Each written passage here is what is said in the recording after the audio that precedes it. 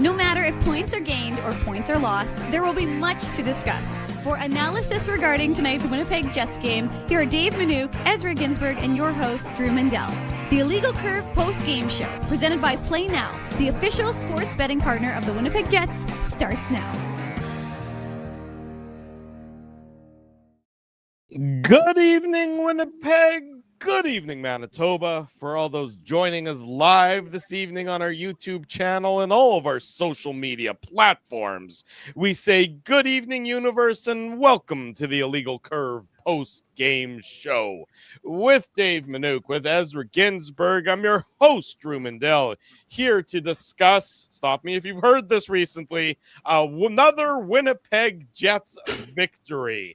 This one, their 8th in a row, a 4-3 victory over the New York Islanders. They head into the Four Nations break, having been victorious not once, not twice, not thrice, not thrice. I'll stop. Not 8 times in a row they've been victorious. They head out to wherever they may be going, the top team in the NHL. It wasn't their best performance of the year. It wasn't their best performance of recent memory, but nonetheless, it's still a 4-3 victory for the Winnipeg Jets over the New York Islanders. Gentlemen, good to see you again.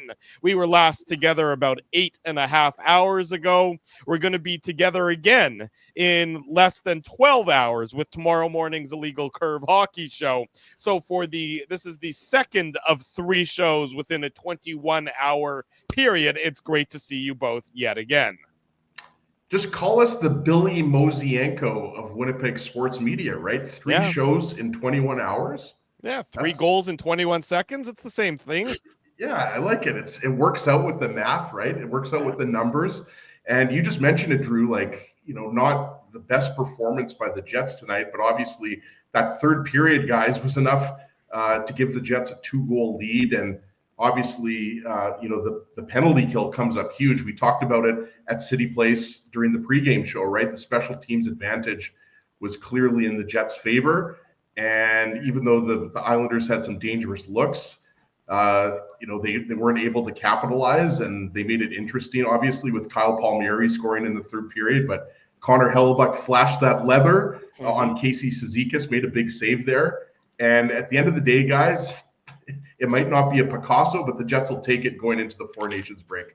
That's just it, Dave. It's not the prettiest win by the Winnipeg Jets. They played a lot of that third period like they were, one leg on the plane to whatever hot destination so many of them are on their way to. So certainly not their best game, not a game that they're going to say this is how we want to emulate it, but they do just enough. They play really one dominant second period, and then they hold on in that third period thanks to their all-world goaltender, somebody we really haven't been discussing that much over this winning streak. I mean, how many of these wins have been, Connor Hellebuck specials? Not very many of them, which is a testament to, of course, the improved play and the all-around play of the Winnipeg Jets. But in this third period, Connor Hellebuck had to be at his best to keep the Winnipeg Jets in it, to maintain their lead, and ultimately to get them to a victory tonight in downtown Winnipeg. Yeah, I mean, look, it's the first time after 16 straight games of holding your opponent to less than 30 shots, and the Jets looked like they were on their way to doing that after the first 2 periods. But then the Islanders came to life, scored. They didn't score 16 times, but they took at least 16 shots in the third. I don't know where they ended up with, but they had 19 shots in the third period for the New York Islanders. So they had 10 shots in a 2-minute sequence. So I mean, that's going to obviously inflate the numbers. But that third power play that they had when DeMello went to the box for tripping, it was a firing range on Connor Hellebuck there. Right. So they got up and over 35. But I mean, one of the things they showed on the broadcast in the third period that I thought was interesting was just to show you the body of work and the amount of shots, the fewer shots, that Connor Hellebuck is facing this season than any other. And so that, I think, is a testament to the team's commitment to defense, boys. And yeah, I mean, as he's right, it wasn't the best game ever by the Winnipeg Jets, but how significant was that Connor Hellebuck save on? Was it Palmieri who made that glove stop? It wasn't a save because he didn't get it in his glove, but he blocked it with his glove, turned his glove into a blocker, made the stop. from his stomach, basically, and made a real nice save to keep it a 1-goal lead for his team.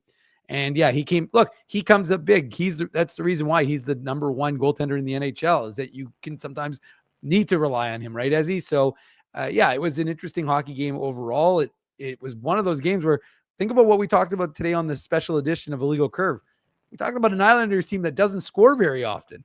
And then suddenly they had 2 goals in the first period. Then when they scored their third, I'm like, I don't know if this Islanders team is going to know what to do with themselves having all of these goals. Now the Jets, we know that they are a team that isn't unfamiliar with scoring. They get to become the first team over 200 goals in the NHL, and also the first team up and over the 80-point mark. So a lot of firsts, a lot of things done. And again, the second 8-game win streak, Ezzy, pretty remarkable from this Jets club.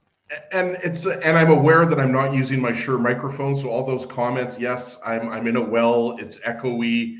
Give it to me all you want. I left my cord at City Place, or Dave has my cord, something like that. So I'm not able to use my Shure mic. So yes, I'll take all the criticism. I'm not sounding my normal crystal clear self, but there is a milestone that we're achieving tonight on YouTube.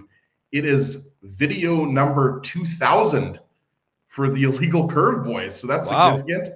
And we are very close to 3 million total views. So obviously we appreciate everybody joining us tonight, watching live on YouTube. But yeah, this is video 2000 for us. Broadcast, not necessarily broadcast 2000, but it's our 2000th video on YouTube. So that's pretty cool.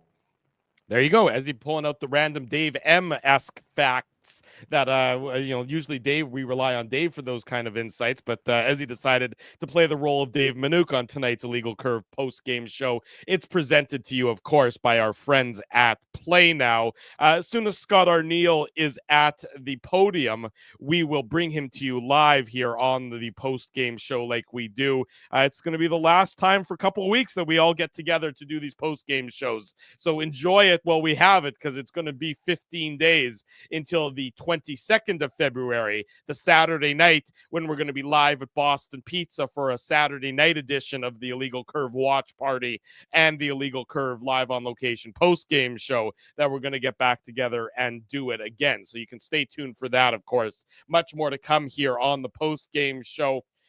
You mentioned the big save by Connor Hellebuyck in that third period. It came off the stick of Casey Cizikas. Love save. It was Palmieri who had scored for the Islanders to cut it to within 4-3. And then Hellebuyck just robs Cizikas on that one, where he flashes the glove and is able to keep the Islanders forward, looking up at the sky rather than celebrating a tie game. That's how close the Islanders came to tying this game up in what was definitely a sloppy third period for the Winnipeg Jets. Just sort of a weird start to the game. All in all, I mean, you got the Islanders getting that goal, and we'll get into the goal-by-goal recap here momentarily. After we hear from Scott Arneal, we have the Islanders, opening the scoring on what looked like it was going to be a grade A scoring opportunity for the Winnipeg Jets. So just an odd sort of flow to the game, an odd start to the game, but the Jets really laid the hammer down in that second period, and then they held on. So again, not the prettiest effort, not the most effective effort, not as good of an effort as, compared to what we saw, Tuesday night against Carolina or some of the games on the road trip. But any which way you cut it, the Jets had 5 straight games against Eastern Conference opponents, and if there was ever going to be a lull against the East, this would sort of be it. You're close enough to the break. You don't play these Eastern Conference teams very much. There's not a lot to get excited for. As we've seen all year, the Jets just take care of business. They win those 5 in a row, Dave. They go into the break, winners of 8 straight. It's hard to really use too much hyperbole. We've talked about it, but I do think that ending the 5-game road trip, ending the pre-Four Nation break portion of the schedule with a victory on home ice tonight has a little bit of significance for how impressive this Jets team has been through 2/3 of the season. I don't think there's any question about it. I mean, look, they haven't had Adam Lowry. They haven't had Morgan Barron. We're getting to be broken records. They won't be having them for, I suspect, for the St. Louis game, possibly the San Jose game back in Winnipeg.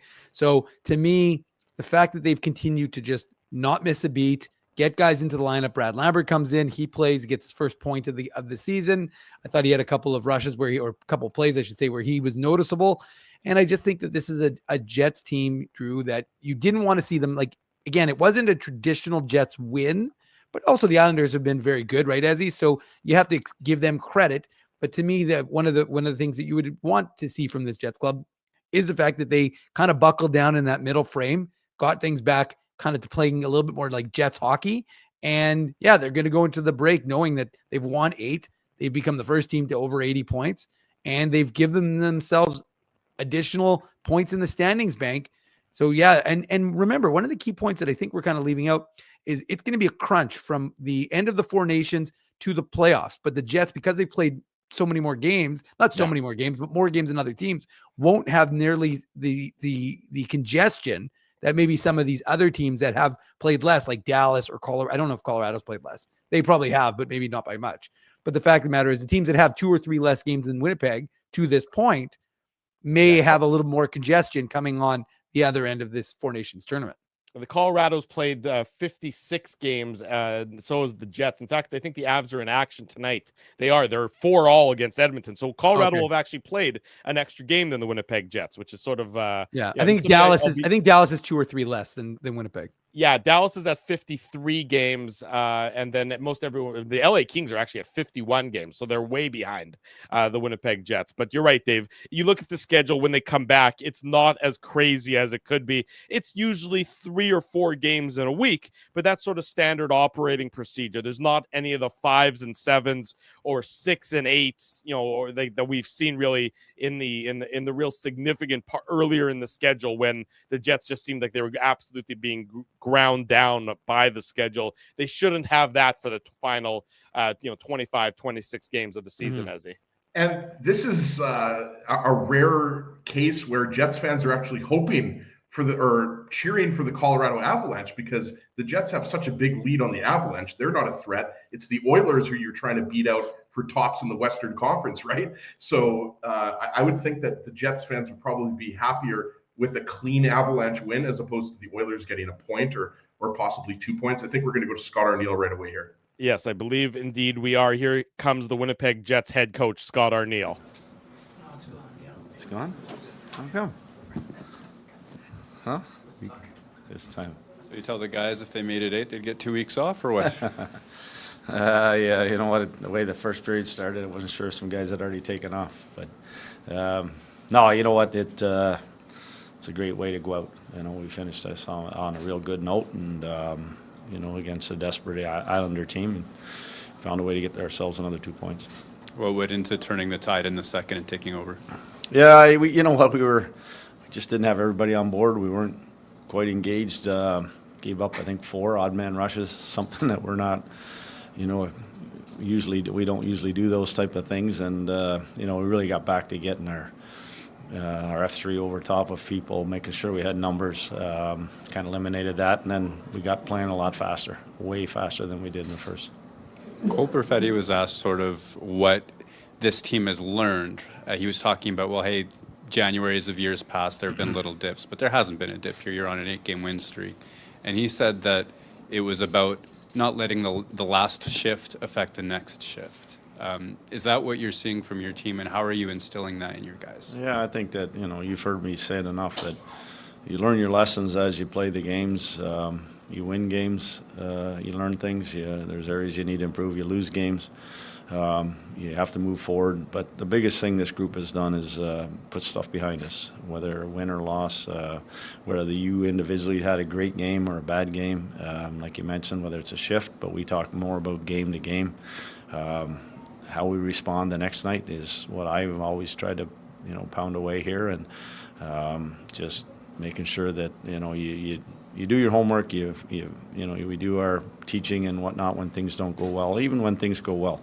And then you just move on to the next opponent. And the guys have done a fantastic job of staying focused and being in the now. And, we had talked about this season being in 3 segments, getting off to a good start, getting to Christmas, get out in front of people, hopefully, eliminate people, because you're all chasing that sort of playoff run. And then, the second half, that Christmas to now, can be, like you mentioned, the January sort of doldrums. And we had a lot of games at home, and I love the fact that we didn't take that for granted. We played really well here, and now the big push comes. Now the last 26 are going to be, the stuff that prepares us for game 83.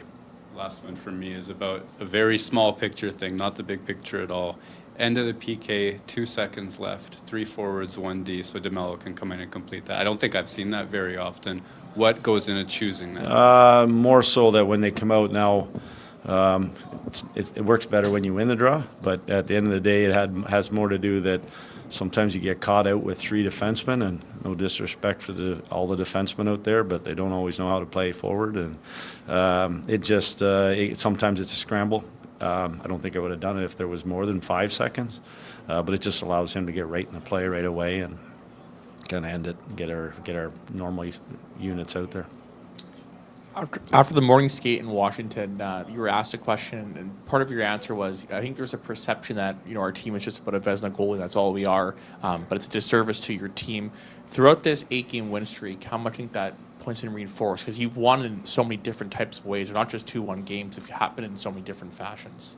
I think that's 56 games. I think we've found ways to get people different contributions from different people, and whether that's individual players, whether that's lines, defense partners, whether that's our specialty teams, pulling our goalie, winning late, winning in overtime. I'd like to think we're a pretty well-rounded team, and that's part of what our group, I think, can be pretty excited about, that we on different nights, different people step up. And for me, you need extremely strong goaltending to win in this league. We obviously know what we have there, but the biggest thing is how much of a contribution we're getting from everybody. We had a ton of injuries to our defense. We had people step up our depth. Look at what's happening right now with Morgan and with Adam and Morgan out. A lot of guys have stepped up. So that's the stuff that I see. That's why we're more of a team than maybe some people think we are. Cole also talked about, as you mentioned before, about the shift by shift, moving on mindset and whatnot, but how in the past, obviously, you guys have had strong starts, and then kind of there's been that dip. But that mindset now amongst the team of taking things day by day, like how much have you seen an improvement in that, and how it could hopefully correlate to continuing success as the year goes on? Yeah, that's growth, right? That's growth. If you're talking about Cole, you're talking about players on our team, it's growth for them. As they get better or older as players, but as a group, our whole group, it's growth from. We were in this position last year where we were at different times. We were first in our division, or first in the league, and maybe never being there before, maybe overwhelmed us or whatever it might be. Or I think that's one thing that we've been sitting atop the league here, and we're getting the best of everybody, and it's been a challenge. And there's been games that have been pretty close to playoff type games. I think of the Colorado game. I think of the Florida game going back, the one we came home for, going into Boston. The Washington game was a big one. I don't know, they're just recent, but the Carolina, we weren't sure. We hadn't seen Carolina. We know what they can do. So we've ran into games that I think that have sort of helped us recognize that when we do the right things, that we're a good hockey team. To the point of Jacob's first question, and the perception of the outside media, they always come in. I can tell you bristle a little bit at the idea that you've got this goaltender who's kind of bailing you out. At the end of the game there, he does what he does, and clearly it's dramatic, and that's the kind of thing that stands out and sticks with people. But at the beginning of that game, the puck's going in, and your team kind of just takes over and says you just don't get to shoot on him anymore until he gets his feet underneath him. And I just wanted to get your thoughts on what you've seen from this team this year. Everyone knows what it looks like when Helly's here for this team, but maybe explain to us what you've seen from this team this year about the team being there for Helly in those moments. Yeah, at the end of the day, you can have great goaltending if you don't get run support. We know with Combs there, because we did it to him a few times where he's played great and we didn't score him goals. But, he's the first to recognize it, that, like tonight, we got down 1-0 and got down, tied it up. We got down 2-1, tied it up, took off in the second period and got the lead. He recognizes those things. But that's part of what happens in 60-minute games, is that there's ebb and flows. There's things that happen where momentum goes the other way. And, we might need Helly, or the momentum swings our way. We turn around and we went all, like the second period, where we were all over them and had multiple chances to blow that game away like we did. And I just think that that's going back to the original question. I think we're a well-rounded team, and we find different ways to work together to win hockey games. What's it been like to see the way that Gabe Velarde has blossomed Yeah, I mean, to reach career high in goals, and we're at game 56, it's impressive. And he's healthy. That's the biggest thing. That's the single biggest thing for me. He's staying healthy, and he's still playing hard, doing all the things. That line is extremely dangerous because he's a part. He's 1/3 of that mix, and an important part of that mix. And that the biggest thing is him being able to play all the games so far. Yeah, thanks. You guys too. See you in a couple weeks. There he goes, the Winnipeg Jets head coach Scott Arneal tonight after the Jets defeat the New York Islanders 4-3. The last time we'll hear from the Jets head coach for the next couple of weeks. Of course, as I mentioned, the Jets not in action again until the 22nd of February. That's 2 weeks from tomorrow. So everybody enjoying a little bit of a break, but we'll still be here tomorrow morning, 9 a.m., the Illegal Curve Hockey Show. Everyone else gets to take a break. We'll be here tomorrow. Next week. Hold on, boys. We're not doing Four Nations face-off post-game shows? We're not. We're going to enjoy the 2 weeks ourselves, but doing anything other than talking with one another after Winnipeg Jets games. But we still have tonight's post-game show to get through. Drew Mandel, Dave Minuk, Ezra Ginsburg with you. It is the Illegal Curve post-game show presented by Play Now. Let's get into the recap. We do it period by period. We do it goal by goal. The Play Now game recap. Big thanks to our friends at Play Now for their continued support of Illegal Curve. Don't bet on legal sites. Don't bet on illegal sites. Bet with Play Now instead. Play Now is Manitoba's local, legal, and secure gambling site. You bet on Play Now, that money stays within Manitoba. It helps the province of Manitoba. So keep that in mind when you are placing your wagers. 18 plus.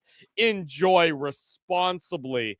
I mentioned that the Jets looked like they were primed to get on the board early in tonight's game. Dylan Samberg walking into what looked like a prime scoring opportunity, but blink of an eye and the bounce of a puck, and it turns out to be a New York Islanders opening goal 65 seconds into the game. Simon Holmstrom getting his 14th of the year. We talked about him briefly earlier today on the Illegal Curve, a special edition show live from City Place. He gets his 14th assist to J.G. Pajot of the Islanders, and it's sort of a broken play. The puck is, right there for Samberg. He loses it, bounces over a stick. The Islanders transition up the ice. It's a 3-on-1. Neil Pionk is the only defender back, and Holmstrom doesn't really look like he's trying to shoot. It's not, Connor Hellebuck looks a little awkward on the play. It's all around weird, but nonetheless, it's in the back of the net, and it's a 1-0 New York Islanders lead, Ezzy. Yeah, you mentioned, Drew, we were talking about Simon Holmstrom. We were also just talking about that second line with third line with J.G. Pajot and Casey Cizikas, and how they've been really solid during the stretch here, where the Islanders had won 11 of 14 games heading into tonight's game. 11 of 15, I guess, if you want to be exact. But yeah, Holmstrom, we mentioned he was drafted just a couple spots after Hainala back in 2019, so he's a good player to keep an eye on. But yeah, originally, guys, I'm not sure about you or anybody else in the chat, but I thought J.G. Pajot got this. But yeah, it was just a weird goal all around. Unfortunate that the puck bounces over Samberg's stick at the blue line, right, Dave? And then the Islanders go back on a 3-on-1. And look, the Islanders, obviously, this is what you want to do, right? You want to get an early goal and take the crowd out of it. And as we know, the Jets came back on several occasions and tied the game up. But these are the types of things that can sometimes happen, right? Like, nobody's going to be too hard on Samberg here. He's been phenomenal since returning to the lineup. But that's all it takes in the NHL, right? When there's a puck skips over a defenseman's stick like that, and they're able to turn around. And Holmstrom might not be he's no Thomas Holmstrom. He's not a household name. But still a skilled player, as is evidenced by his 14 goals. But yeah, not the best start for the Jets. Even though, guys, I thought, overall in the first period, like, they weren't that bad. Like, right, remember Gabe Vilardi? Dave had a scoring chance right off the hop. The Scheifele line started the game, right? So like it was just an unfortunate break for Sandberg and the Jets. Well, and it's funny, Ezzy, because that's, the first 18 seconds of that period, you're like, okay, the Jets are ready to go. They're off to a good start. And you're right. It was a nice defensive play leading to a good offensive play where, Gabriel Velarde, I think, was set up by, was it Mark Scheifele? I believe it was Scheifele who got him the puck, and then Sorokin made a nice stop. But the fact of the matter is that, you just thought, okay, the Jets are pressing, they're going to push, and here they go. And then a minute 5 into the game, they're down 1-0 on like Drew had said, what looked like it was going to be a great day for Dylan Sandberg ends up a bit unfortunate for him. And then they turn around and score it. I don't need to go into the goal you just did, but I just thought it was funny because it looked like the Jets were going to have a good start and good momentum. And then the Islanders go and take it to start that period. Yeah, exactly right. So 1-0 for the Islanders. The Jets, though, tie the game up at the 4:27 mark. So it doesn't take them long. It takes them 3 minutes and 22 seconds to tie it up. And it's a great individual effort by Alex Iafallo, his 8th of the year, assist to Dylan Sandberg and Brad Lambert. And Iafallo really picks up the puck in the Jets' own zone, and he skates it all the way up the ice. He sort of got Bo Horvat hanging off of him, and for some way Horvat doesn't get called for a penalty, and then he just sort of I guess he figures, I've been holding him this whole time, I should let him go before they actually do call me for it. In Alex Iafallo just keeps dropping his shoulder. It's just a strong power move to get in front of the net, and then he beats Ilya Sorokin, top shelf. With a great shot, a great individual effort. I know it's early in the recap, guys, but I got to do it. Wow. The Seagram shot of the game. There's a number of options. There's not one that stands out. No love for Nick Ehlers tonight, eh? No, look, the Nick Ehlers goal, which is a tremendous pass from Cole Perfetti, and we'll get into that.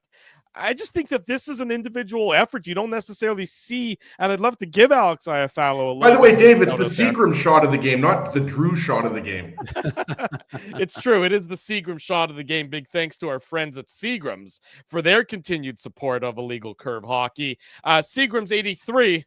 That's a very good option for you. Manitoba's favorite Canadian whiskey. Don't forget, though, about Seagram's VO, masterfully blended, distinctly Canadian. I know we're all sort of keeping a close eye on things of that nature. So our friends at Seagram's have a litany of products for you to choose from. But for me, from my perspective, it's just a great individual effort from Alex Iafallo, a strong power move. And, he's in tight, and he has to go roof daddy to beat Sorokin on this one. And he does so, Dave, to tie it up at a goal apiece.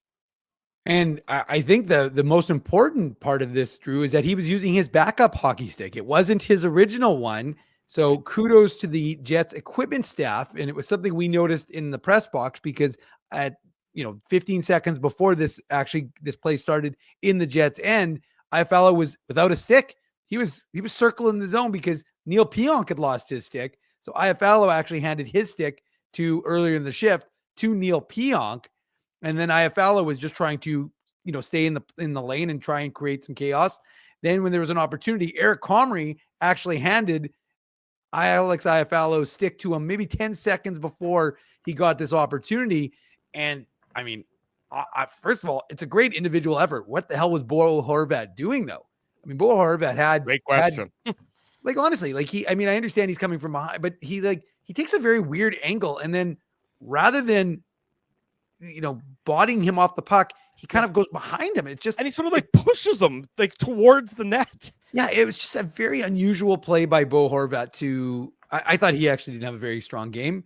And he also coughed up the puck earlier, right? Yeah. Brad Lambert intercepted the pass. He didn't corral it. It went to Sandberg, who passed it to Iafallo, right, Dave? But overall, you're right. It wasn't very good checking by Bo Horvat, who, by the way, is an excellent defensive forward, right? He's been known for being a really good defensive forward for the majority of his career. But I'm with Drew here on the Iafallo. It's just great use of shielding your body by Alex Iafallo and just sticking with it. And then he makes a nice move, cuts in, and it's a really nice shot that beats Ilya Sorokin. But you're right. I mean, I'm not sure. That was not a masterclass on how to defend by Bo Horvat there. The only thing I could think of is that he's just gassed at the end of a shift and he's just got nothing left in the tank. So he's doing his best to try and tie him up, because it's just a very bizarre way of trying to, impede Alex Iafallo and yeah, give Alex Iafallo credit. He doesn't use Poison as his goal song, but he is using Beastie Boys so we'll give him that shout out. But it's a really nice goal. And it's a critical goal because, the Jets strike back and they get the crowd into it. And look, the crowd, great crowd. I have to give them credit. I don't know what, I think it was like 14-6 today, but a lot of 14,685 to be exact. Yeah, there you go. So don't forget about those 85 fans, Dave. Yeah, my press box guess was wrong. I think I said 14-2 or 14-4. I can't remember. Connor Hrabchak was closest, actually. I think he said 14-7 or 14-8. But in Price is Right rules, you can't go over. Don't you play Price is Right rules? Yeah. Well, we don't have a formal way of doing things up. Dave is the type of guy that loves, like, guess how many gumballs are in the jar. Like, Dave loves that stuff. I do too, by the way. Yes. So look, it's one, just, two, yeah, one for me, one for three, me, one for me, 4, so 5. All right, we got it, Drew. But I feel like Drew just did a good like animated voice. Like Drew, I feel like Drew could be like a good voice of like a cartoon character. I've been accused of being cartoon-like at times. So, if anybody wants me to start doing some voiceover work for them, I'm happy to audition and lend my voice to your cartoon. Drew at illegalcurve.com, folks. Anyways, the point is that it's a nice goal, 3 minutes or whatever. So after they had just given up the lead and got the crowd into it, and folks were excited and ready to go. Yeah, 1-1 at that point in time. The Isles regain the lead. Again, another weird one. And it's another guy we actually happen to be talking about this afternoon on the Illegal Curve, the special edition of the Illegal Curve Hockey Show, Mark Gatcombe. I'll tell you this much, Drew. You're never going to forget that name now. Oh, I won't. We were talking about how it's not a household name. He's not a player that immediately comes to mind as a dominant force, but he's Johnny on the spot. On this goal, which is just a bad ricochet of a Mason Appleton pass. It ricochets off of Neil Pionk behind the Winnipeg Jets net. Just sort of all sorts of a Keystone Cops play by the Jets after the Isles dump it into the corner. It doesn't seem like it's going to be dangerous, but Appleton and Pionk are too close to each other. The puck ricochets, and Gatcombe is there to backhand it short side past Connor Hellebuyck. And you're wondering, okay, sloppy play by the Winnipeg Jets, and all of a sudden the New York Islanders have a 2-1 lead, which is how the first period ended, Ezzy. I got to unmute myself here. Yeah, and I mean, Gatcombe is the one who dumps the puck in, right? I'm not sure if you mentioned it was an unassisted goal, but it looks as harmless, as any goal you're ever going to see, because the Jets are in, the position where you're going to break the puck out of your own zone. And yeah, it's sloppy by Pionk and Appleton. Like, that's all I can really say about this. It's just not, this is the type of play where a defenseman goes back and gets the puck, and you make that pass to your forward, you break out of the zone, you do that 9.9 out of 10 times, right, guys? But it's just not a good backhand pass from Pionk to Appleton. And Gatcombe is, like you said, Drew, Johnny on the spot. He's right up the middle. And yeah, there's a little bit of forechecking pressure. Kyle McLean is in on the forecheck, that he's the one who sort of causes a little bit of the chaos. Yeah, there's a little bit of chaos, but it's nothing that should have resulted in an egregious turnover like that. No. So it's, again, the Jets end up winning this game, but that's the type of thing where, look, I don't know if you can just chalk that up, guys, to, this is the last game before a 2-week break. Because that's just very uncharacteristic of, like, Pionk and Appleton are veteran players that, like I said, like, they usually just don't make mistakes like that in their own zone. But again, the Islanders took advantage of it. And again, they don't end up getting a point in this game, but you give these Islanders credit. Like, again, I'm not sure if they make the playoffs. They probably don't. But again, they're not making. That's not the point. Not a good hockey team. That's not the point. Well, Drew, you win 11 of 14 games. Okay. I mean, with all due respect, I don't. If the Islanders aren't selling at the trade deadline, then Lou Lamoriello is fooling himself regarding the caliber of a team that he has. All I'm saying is it's impressive to win 11 of 14 games with all of the injuries they've had. Like, guys, there was no Matt Barzal tonight. There was no Ryan Pollock tonight. There was no Noah Dobson tonight. Like, I could go on here. There's no Simeon Varlamov as the backup. They're down to their fourth string goalie as their backup right now. All I'm saying is it's been impressive what they've been able to do, whether they make the playoffs or not. That's all I'm saying. And I agree with you. They probably should be sellers at the trade deadline. In any event, 2-1 for the Islanders after 20 minutes. Unfortunately for them, the second period took place, and the Jets were the absolute dominant force in that second period, scoring 3 times to eventually, get the lead, game-winning goal. One of them, we'll get into each and every one of those goals. This is the Illegal Curve post-game show. Drew Mandel, Dave Minuk, Ezra Ginsburg with you on a Friday night. It's brought to you by our friends at Play Now. Gabe Vilardi gets his 23rd of the season to tie it up. That's coming at 4:23 into the second period. His 23rd assist to Kyle Connor and Mark Scheifele. And this is just an exceptional pass by Kyle Connor to be able to find Vilardi. They're both going hard at the net. It's a turnover in the Jets zone. They transition up the ice. Kyle Connor just feeds it through 2 Islanders players. He feeds it through JG Pajot. He feeds it through Adam Boquist, and Vilardi is just on the far post, Dave, and he is able to put it past Sorokin. Just Kyle Connor was noticeable on his toes all game long, and you got to see him demonstrate his passing acumen on this one to tie it up at 2 goals apiece. Yeah, and I think we'll start, at least I'll start, with crediting Mark Scheifele. I mean, good stick work in the defensive zone leads to this puck going from being in a dangerous spot to going back the other way. So Scheifele, intercepts a pass across, which ends up on the stick of Kyle Connor. And we've been covering Kyle Connor a long time, obviously since draft 2015, which we were in Del Boca Vista, Sunrise, Florida, Ezzy and I, enjoying some sun. You guys had a nice date. We did. We had some nice. I'll tell you this much, Dave. I could go for some of that South Florida weather right now. Well, today was beautiful. It was a gorgeous day today. I didn't expect it to be that nice, but yeah, you're right. And look, we watched him in Michigan. We've watched him with the Moose. We've watched him here at the Jets. And what is the long preamble for? I don't know. I got to tell you, I've watched almost every single game this kid has played. That looked like video game speed. It was, and of course I'm live. I'm watching it from the press box where everything seems slower.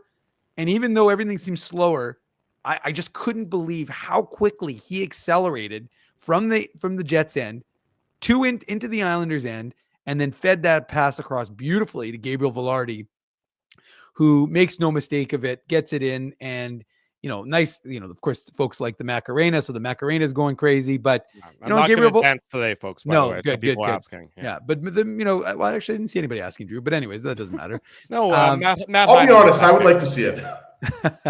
But the fact of the matter is, look, Vilardi puts it in, and he ties his career high for goals, and he does it, I think, in 8 fewer games than he did it the last time with the Kings in 22-23. And one of the things that Scott Arneal said after the game is just how good Gabriel Vilardi has been, and he's just been so integral to how good this team has been, and that first line has been. He's been such a good addition to that Kyle Connor, Mark Scheifele duo. But yeah, I mean, it's a beautiful, beautiful assist by Connor. Scheifele's interception won't get as much credit as he, but I think it deserves some merit, or some mention, I should say. And yeah, real nice by Vilardi to get his, I think that was his 23rd goal, which of course tied his career high. And we know he's going to get past that in a few goals. Yeah, I mean, Gabe's going to easily hit, and I'm calling him Gabe because we're obviously on a first name basis now. Which is weird because he actually prefers Gabriel, but go on. Yeah, or Mr. Vilardi. But I mean, he's easily going to hit 30 goals. Most likely he's going to be around 35 to 40 goals this year, right, Dave? Yeah. And I don't know what's more impressive, like Dave said, the transition. Scheifele makes a nice play intercepting the cross pass. And I don't know what's more impressive, the speed at which they transition up the ice or that pass, because we've seen the Scheifele line do this so many times this year, but they're playing with such a high level of confidence, and they're executing at such a high level that these plays that they're making, these passes just right exactly where they need to be, like tape to tape.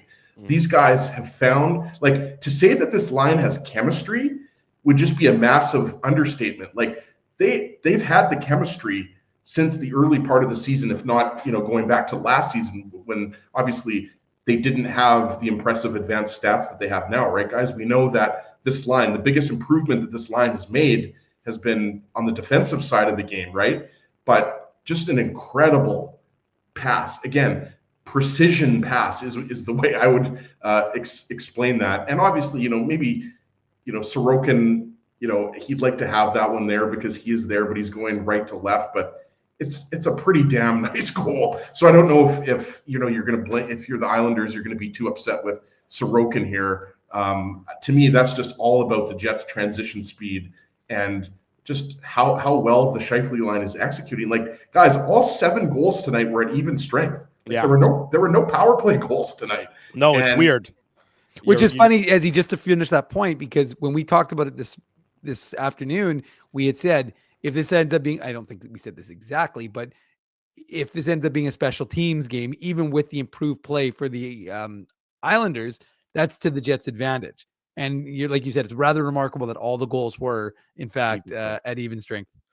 Jets get their first lead of the game. It's off of the stick of Nikolai Ehlers, his 17th of the season. But as you saw on the TV broadcast, he wanted to make sure that all the credit goes to Cole Perfetti. It's Perfetti's 23rd assist. Vlad Nemesnikov also chips in with the secondary assist. It's just a dump play. It's Neil Pionk puts the puck into the corner in the Islanders zone. Vlad Nemesnikov gets on his horse and pokes it away from the Islanders player. I believe it was Kyle McLean who was in back there trying to retrieve the puck for the Islanders, if I'm not mistaken on that one. Nemesnikov is able to poke it away from McLean, and then Cole Perfetti with just an absolutely brilliant pass to be able to get it from behind the net onto the stick of Nikolai Ehlers. Yeah, thank you. Nikolai Ehlers, who's Johnny on the spot there in order to give the Jets the 3-2 lead. It's a great forecheck effort by Vlad Nemesnikov, a beautiful pass by Cole Perfetti, and great shot by Nikolai Ehlers to give the Jets the 3-2 lead.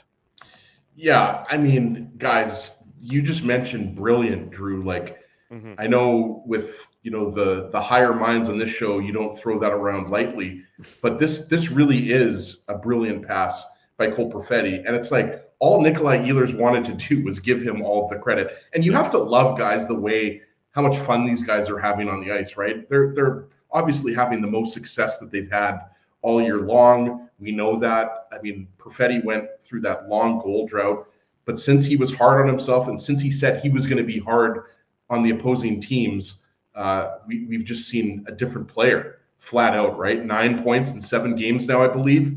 So it's really impressive.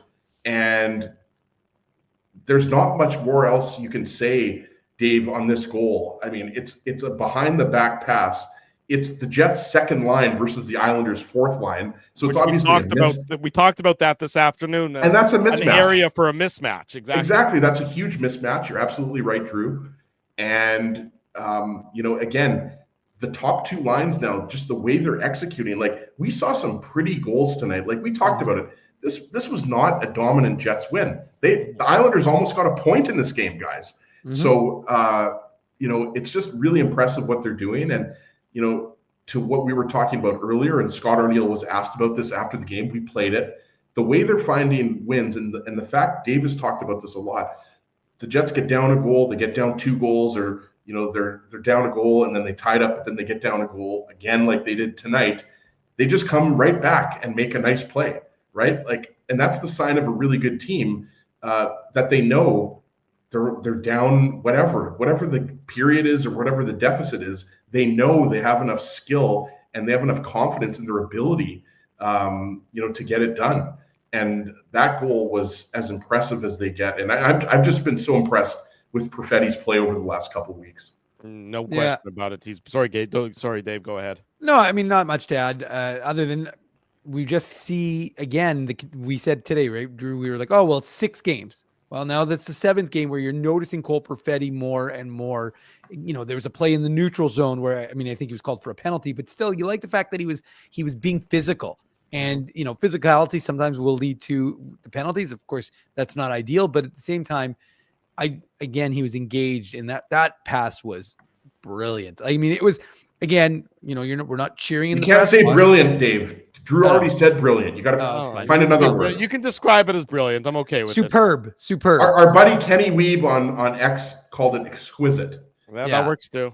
But I'm saying that it was audible gasp goal, like pass by Perfetti. You're like, oh wow, like what a play to really set that one up for Ehlers. And Ehlers, I mean, that's not a difficult one for Nikolai Ehlers. Still made it look nice for his 17th of the season, but it's an impressive pass. And look, Cole Perfetti, 5 assists, 5 straight games now with at least an assist. And as he said, 4 goals and 5 assists in his last 7 games. So for a guy who we were talking about him, we were saying, not because we're trying to find someone to pick on, but at the same time, elite. I think Patrick was right on that one. But the fact of the matter is he wasn't contributing enough, and you can't be on the second line and not contributing. And he is now contributing. So it's a big relief for him, I'm sure, to be able to go on the break as a contributor on this team and to be on a team that has now won 8 straight games. 3-2 for the Winnipeg Jets at that point. They make it 4-2 a little bit more than 3 minutes later. Gabe Vilardi. But hold on, Drew. Before they made it 4-2. Yes.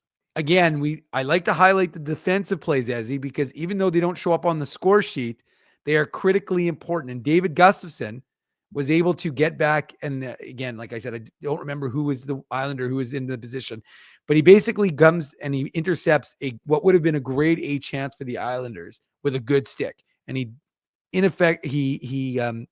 really nicely sends the puck into the corner where it's harmless and it's not going to be a grade A chance for the New York Islanders. But like I said, it's just one of those plays where a guy doesn't get a lot of credit for or recognition, I should say, sometimes for these types of plays. But I just think it's something that's worth mentioning because it was a real nice play by Gustafsson in the second period, which, like I said, it was only a 3-2 game. I'm not saying they were going to score on it, but obviously preventing those is key. And that was a nice commitment to defense that we saw from him. Yeah, absolutely. Good on you for highlighting that, Dave, because it certainly allowed the Jets it killed a play for New York and allowed the Jets eventually to transition up the ice where they make it 4-2. Gabe Vilardi, second of the game, 24th of the season, assist to Mark Scheifele and Kyle Connor. And this is just, you have so many weapons on this line that I think the Islanders got a little bit out of sorts, to the point of they left Gabe Vilardi all alone in the slot. Well, not 1, not 2, but 3 players went after Mark Scheifele with the puck. And those 3 players were Adam Pelech, Bo Horvat, and Anthony Duclair, if I'm not mistaken. I think I got the 3 of those right. And then Scheifele's like, okay, if all 3 of you want to come here, I'm just going to feed it to Vilardi all alone in between the hash marks. And he makes no mistake, beating Sorokin with it. Another candidate for the Seagram shot of the game. A terrific shot. He beats Sorokin clean, and the Jets have a 4-2 lead on the strength of those 3 second period goals, a dominant middle frame for the Winnipeg Jets to allow them to have that 2-goal lead after 40 minutes, Ezzy. Absolutely. And this was at the end of the shift, but this is still you just mentioned the players. This is the Islanders' top line versus the Jets' top line, right? So this is not, like we said before, this is not the Jets' second line versus the Islanders' fourth line. These are good players on the ice. And yes, it was at the end of the shift. They just looked tired. And I just thought, Dave mentioned Kyle Connor earlier. We all were talking about his beautiful pass to Vilardi on Vilardi's first goal. But, Connor, it's just everybody was mesmerized by what Connor was doing. And then, like Drew said, then Vilardi passes the puck to Scheifele, who looks like he might shoot it. And I think everybody thought he was going to shoot it. Right. And then so Scheifele, being the very intelligent player that he is, stops. And like you said, he sees, now it's just it was just horrible defensive coverage by the Islanders. And that's what was so surprising about it. And again, I don't speak for you guys, but my own opinion on this is that's just how impressive. Like, this is a credit to the Jets top line more so than, criticizing the Islanders. Like this, they were just like looking around and not really sure, like, okay, who's going to shoot it? And, a lot of watching and standing around and, a pretty savvy move by Scheifele, because most likely Sorokin stops that because it was a bit of a bad angle where Scheifele was kind of at the bottom of the circle there. But again, like, all I'm seeing is just with the Scheifele line and, to a lesser extent, maybe the Nemesnikov, Perfetti, Ehlers line, but just confident players that are making just lots of skilled plays in tight, off the rush. They're just like, we haven't seen them play like this for this extended amount of time ever. Like, again, you go back to last year, guys, the Scheifele, Connor, Velarde line analytically was not a good line. That's not the case this year. They're getting it done at 5-on-5. And again, this is just the Jets picking apart, to me, the Islanders' defense. Yeah, that's exactly what it was. Just confident plays, smart plays. The game is slow for the Winnipeg Jets, top two lines right now, and not slow in the sense of how they're moving, but slow in that they're able to process the game, almost be a half a step ahead of their opponents. Just that everything is unfolding sort of slowly in front of them. That being, just speaking to their confidence, Dave. Yeah, the only thing I would add is I think the defenseman expected that puck to ram around the boards, and the way it hit Connor kind of caught them off guard. But you can kind of see them react, but they're a step slow. And when you're a step slow against a very fast Jets team, that especially against the top line, that's not a place you want to be. So I think the Jets got a fortuitous bounce there, but again, Dems the breaks. You take advantage of those opportunities. Well, you would say the Islanders got two fortuitous bounces on their opening two goals of the game. So. No question about it. So the Jets get one, I thought, for sure on that play, but like I said, they still had to execute afterwards, and they did, and they were able to capitalize and make it a 4-2 game. And this is going to be the Ginsburg backbreaker of the game, right? Because obviously, is that a new promotion we have? I didn't know we had that. Well, I always. By the way, which chiropractor is sponsoring the backbreaker? Is he? Yeah, good question. We'll have to get a chiropractor on board here, but we've never had a chiropractor on board, so maybe it's time. But when you score a goal like that late in a period, and that's late in a period, there's less than 2 minutes left, right? And we talked about it. The Islanders are not a team. One of the best offensive teams in the league. Obviously, they scored 3 goals tonight, so that's not bad. And they almost scored a 4th goal on Hellebuck when Cizikas had that chance, but and on the power play. But I just feel like that was kind of the goal where that was the insurance goal, right? Like, that was the quintessential goal where, okay, now you've turned a 1-goal lead into a 2-goal lead, and I just think those are backbreaking for teams. Well, and Ezzy, remember, that was the goal that would have made your prediction the right prediction, because I'm fairly certain you said it was going to be a 4-2 game. You said 4-2, but unfortunately they played the third period. And Ezzy didn't know that. He thought it was only going to be a 40-minute game. Yeah, I thought hockey was a 2-period game. Yeah. Honest mistake. If the Jets thought the Islanders were going to roll over in that third period, they were sadly mistaken. The Jets certainly rolled over in that third period and relied on their all-world goaltender, Connor Hellebuck. They were badly outshot in that third, badly outplayed 19-6. The Jets take 3 minor penalties. And by the way, Drew, weren't shots 3-0 to start the period for Winnipeg? They were. And then the Jets got into penalty trouble. The Jets started taking penalties they took Cole Perfetti took a penalty a minute into the third, then Colin Miller took a penalty 6 minutes into the third, then Dylan DeMello took a penalty 13 minutes into the third. So all of a sudden the Jets decided they wanted to play with a little bit of fire, albeit against one of the league's worst power play units. And the first 2 power play opportunities that the Islanders had in the third period certainly looked terrible. They were both abysmal, but then the Islanders are able to keep the momentum, keep the ice tilted, and Kyle Palmieri gets his 15th of the season assist to Anders Lee and Alexander Romanov, who I thought was really good for the Islanders tonight. Of course, they acquired Gabriel Velarde not happy with Romanov after one of the plays because he got punched in the back of the head. I saw that. Yes, you're absolutely right. Romanov is a guy that they acquired from the Montreal Canadiens a couple of years ago, if you remember. And so the Islanders were really, they were teeing it up and they were firing everything towards Connor Hellebuck. And on this one, it was just a loose puck in front front. Hellebuck had made a number of saves already in the sequence, but Palmieri is able to jump on the loose puck, jump on the rebound, and put it into the empty net, his 15th of the year. And all of a sudden, in the last, with about 9 minutes to go in the game, it's a 4-3 contest. It's a 1-goal game. So things are getting a little bit tight around the collar for the Winnipeg Jets. And then really that DeMello penalty, he takes that tripping penalty 2 minutes and 4 seconds after the Isles cut it within 1. And the Isles had something like 10 shots on goal in that sequence, in that power play. They held the puck in the Jet zone for almost the entirety of that 2-minute man advantage. And Dave, if it wasn't for Hellebuck and if it wasn't for some exquisite goaltending, this certainly would have been a tie game going into the final few minutes of the contest.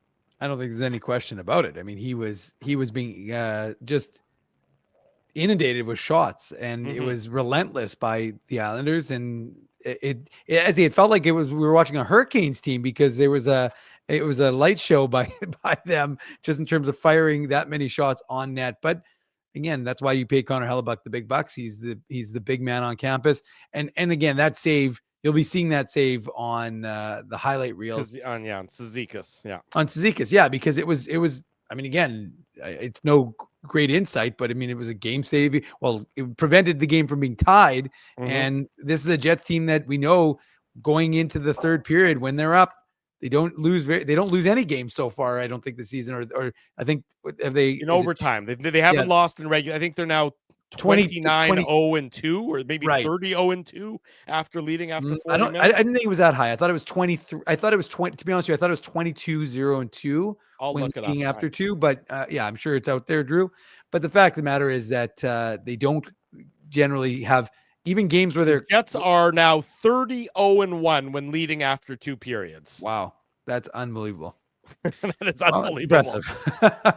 Tracy had that, and your attacks had that. So we had a few folks in the chat who knew it off the top of their melons. But it's just a very impressive way that if your team doesn't have it. And I thought the questions the amount of people right now in the chat going 30-0-1 is great. That's well, I mean, it's an impressive mark. It really is. And it's just a testament to, generally speaking, the way this team has played throughout the course of the season. And in that third period, you have to credit Connor Hellebuck, because he was incredible, and he was the difference maker. He kept the team in it, only gave up the 1, of course, and preventing stopping 18 of 19 shots, which in some of these instances almost are a full game for the Jets. But the Islanders, and credit them, because they've got a game tomorrow in St. Paul tomorrow, but they didn't leave anything out there. They tried their best. And as he mentioned it, I mean, you cannot list off the number of guys that they're missing on their back, throughout the course of their lineup, and they gave it a pretty good effort to try and at least tie the game. They don't get it, and impressive nonetheless that Winnipeg Jets are able to come away with the win. 1 goal too few for the Islanders, 1 goal more for the Winnipeg Jets. 4-3, the Jets defeat the New York Islanders tonight in downtown Winnipeg. When we come back on the Illegal Curve post-game show, more on tonight's game. Patrick Waugh had some comments regarding Connor Hellebuck that we will bring to you courtesy of our friend Darren Bombing. Much more to come, and of course, was Patrick Waugh a good goalie, guys? I don't know. Can you tell me? Was he good? I can't hear you. I got my Stanley Cup rings in my ears, but we'll have more on that. There you go. More on that, and more on tomorrow's Illegal Curve hockey show as well. Don't go anywhere. Drew Mandel, Dave Manouk, Ezra Ginsburg with you on a Friday night. We want to thank you for not betting with Play Now and choosing our illegal gambling site instead. Because we couldn't afford things like this without your money. So much of your money. Now you might have questions like, Do our profits benefit your community? No. Or bet with Play Now, Manitoba's local legal and secure gambling site. Dining, entertainment, parking, and convenience, all in one spot. City Place is located in the heart of downtown Winnipeg, attached to the Canada Life Center. Whether you're working, Living or out for a night in the downtown, make City Place your go-to destination before or after the fun finds you. Lunchtime, game time, anytime, visit City Place at 333 St. Mary Avenue next to Canada Life Centre. Holt Dental, the new official dentist of Illegal Curve, has a philosophy rooted in two unyielding principles: genuinely caring about patients and providing outstanding service. Being a patient of Holt Dental means more than just checkups and treatments. It's taking the time to listen and talk to each patient so they can achieve the best long-term health, functionality, and aesthetics for their teeth, mouth, and gums. Conveniently located at Grant Park Festival on Taylor Avenue, Holt Dental is dentistry of the highest quality in a comfortable and relaxed environment. For more information, visit holtdental.ca. Oh, and there's plenty of free parking at the front door, too. Celebrating its 40th year as Winnipeg's home for stand-up comedy, Rumors Restaurant and Comedy Club has recently been named Canada's top comedy club and a top 5 comedy club in North America. From birthday parties to date nights to fundraisers and everything in between, Rumors is your destination for the best and most affordable live entertainment Winnipeg has to offer. For more information on upcoming shows, Rumors' incredible promotions, and to purchase tickets, visit rumorscomedyclub.com. So you're a pizza person, you married a wing person, but somehow your kids are salad people. You can't pick your fam, but you can pick your BP meal deal, starting from $18.99 for takeout or delivery at bostonpizza.com.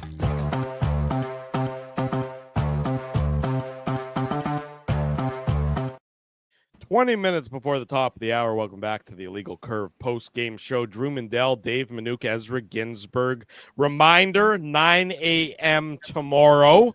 It's the Illegal Curve Hockey Show right back here on this same YouTube channel, same social media platforms. The three of us are going to be joined by Kenny Wiebe. We're going to be joined by Kevin Woodley. We'll talk all about the Winnipeg Jets as the team heads to the break. We'll talk all about goaltending with Kevin Woodley. So be sure to join us in less than 11 hours time, 9 a.m. tomorrow for the Illegal Curve Hockey Show. Then you can start your Four Nations Cup break. Then you can take a couple weeks off from Winnipeg Jets coverage. But tomorrow, 9 a.m., you best be back here to talk about the Winnipeg Jets and to join us as we discuss the Winnipeg Jets. Here's Patrick Waugh tonight on Connor Hellebuck and on the Winnipeg Jets. Again, this courtesy our friend Darren Bombing.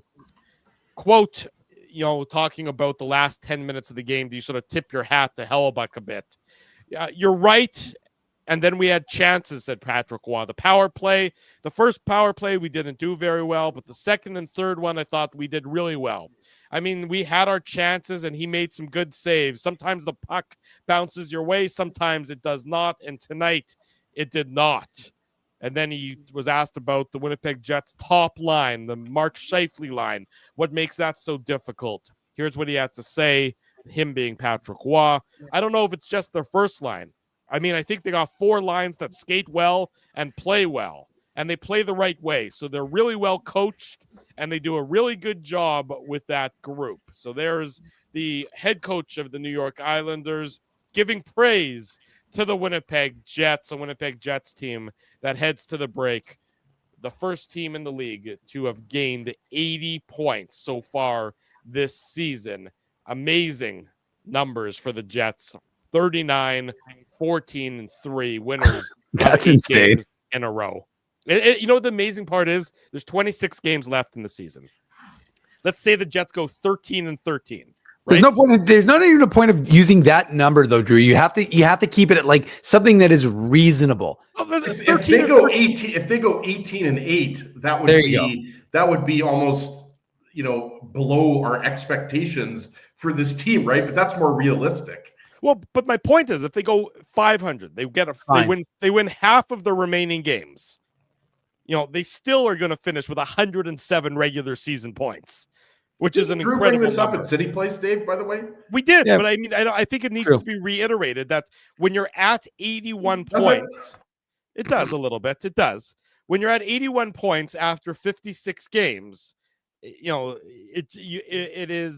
it exemplifies just how dominant this team has been so far this season and how they certainly deserve their lofty place atop the NHL standings as they head to the break and now enjoy, for many of them, most of them, the next 2 weeks without hockey and the ability to sort of rest and relax, unusually at this time of the year for an NHL season. No, obviously, Drew, I'm giving you a hard time like we always do. Yeah, I wasn't even like, listening to you. If we're not giving each other a hard time, I don't know why we're doing the show anymore. But you're absolutely right. Your point is well taken that this Jets team is in I mean, we're talking about a possible 120-point team this year, guys. Yeah. Like, I like they could hit 60 wins. I don't know if they're going to do it. I mean, but I think 55 wins, 56 wins, mid-50s is definitely more realistic. But the point is that their cushion right now, both in the Central Division and the Western Conference, is immense. That they have given themselves the luxury that they can win, they can lose 2 games in a row, 3 games in a row, even 4 games in a row, and they're still going to be first in the Central, and they're still going to probably be first in the West, right? We talk about it this year. It's this time of year. It's so hard to make up 4 or 5 points. Drew obviously, mentioned that he doesn't think the Islanders. I don't think the Islanders are going to make the playoffs either. I just don't think they're going to be able to. I think they've been a nice story that they've been able to, win 11 of 14 games and get back in the Eastern playoff race. I just don't think they're going to do it. Like, I personally think most likely the Rangers are going to probably take that last wild card spot, but we'll see what happens. But it's going to be tight there in the Eastern Conference. But regardless, the point is that what the Jets are doing, we haven't seen this since 2017-18, but that was different. The Jets didn't start like they did this year. The Jets ended with a flurry. Remember, after Exactly. the Kasny trade is when they became absolutely dominant. Exactly. It's the Jets have been in first place for the majority of the season. It's different. And it's almost harder to stay in first place as opposed to trying to get to first place. So it's been incredible. The home record's been incredible. The power play's been incredible. Obviously, what Mark Scheifele and Kyle Connor are doing this year on the top line is incredible. And Gabe Vilardi's not that far behind, guys, right? Like, he's at, what is he at, 50 points now, 51 points. Dave already mentioned that he's hit a career high in goals. He's most likely going to end up, if he stays healthy, around 35 to 40 goals. So it's really incredible what Vilardi is doing in addition to that top line. And Hellebuck, I mean, even a game, guys, in which he allows 3 goals, we're still talking about him and his incredible saves, keeping this a 1-goal game and ensuring the Jets get the clean 2 points, right? So, we talked about it at City Place. It's really hard to find something negative about the Winnipeg Jets, right? Like, you could look at a couple of bad turnovers they made, right, on the first 2 Islanders goals, but for the most part, when you look at the big picture, Dave, things couldn't be much better. I don't think it's ever been as good a time to be a Winnipeg Jets fan than it is right now. Well, let me just leave you guys with this in terms of Jet stuff. Okay. So the Atlantic leading Florida Panthers goal differentials plus 23. The Metropolitan leading Washington Capitals plus 57. That's impressive. They're having an incredible year. The Edmonton Oilers, who lead the Pacific right now, plus 30. They lost, by the way. The Oilers lost in regulation to Colorado 5-4. Okay. So plus 29. So which ties them with Vegas for number 1 in their division. The Central leading Winnipeg Jets plus 68 goal differential. Like, to me, is that good? It is good, Ezzy. It is very good. So, I mean, that's a number. When you look at that, you think to yourself, like, the Jets have it all right now, right? They have good defensive structure. They have the goaltending. They have the goal scoring. The special teams are working. The penalty kill's gotten better.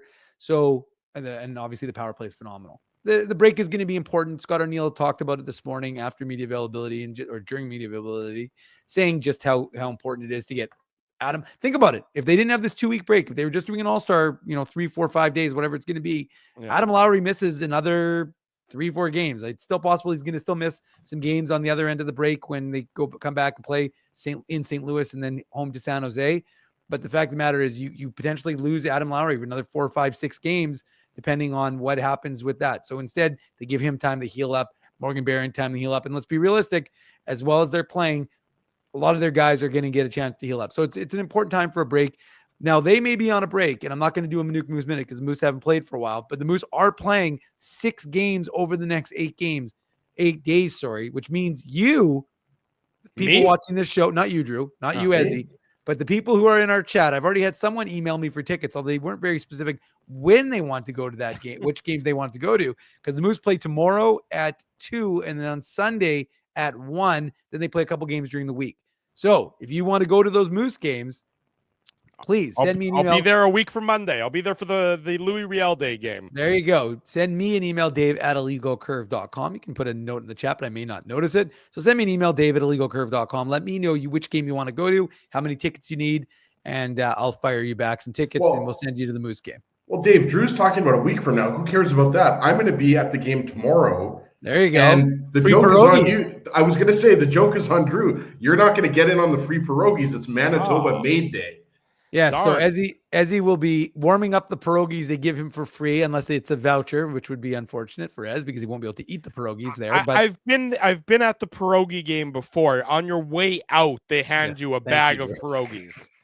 There you go. So some nice pierogies to take home. No, but Drew, I'm going to eat pierogies during the game, and then I'm going to get my free pierogies after the game. Well, it's funny because sometimes, at the Jets Dog kiosk, you can also just get pierogies there. So, I've done that on more than one occasion over the years. So there you go. You're going to have some free pierogies, but it's a good thing they don't give it to people before because, of course, if people weren't happy with the game result, which with the Moose is a very real possibility. Here comes the pierogies. Although they're playing Iowa, who are an equally bad team right now, so that's not necessarily it won't necessarily go as bad. And I'm not going to go too quick into prospects, but when a prospect is having the game 2023 first rounder Braden Yeager is having right now for Lethbridge against the Prince Albert Raiders, as he with still some time to go in the game, game just ended. Goal and 4 assists for Braden Yeager. So that's I was going to talk about Rutger who?